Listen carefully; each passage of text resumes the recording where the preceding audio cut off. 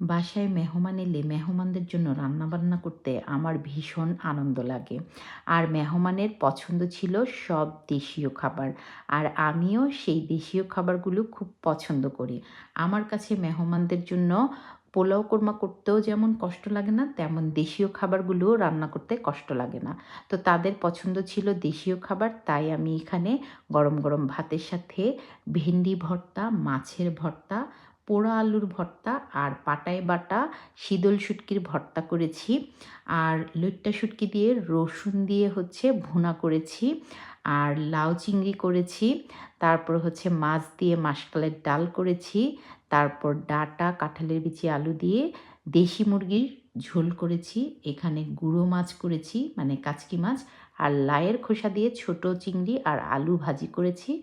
শসা, লেবু এগুলো তো রেখেছি। তো আলহামদুলিল্লাহ, আমার গেস্ট খেয়ে খুবই খুশি। তারা একেবারে তাদের বাসার যে ফিলটা সেটাই পাচ্ছিল।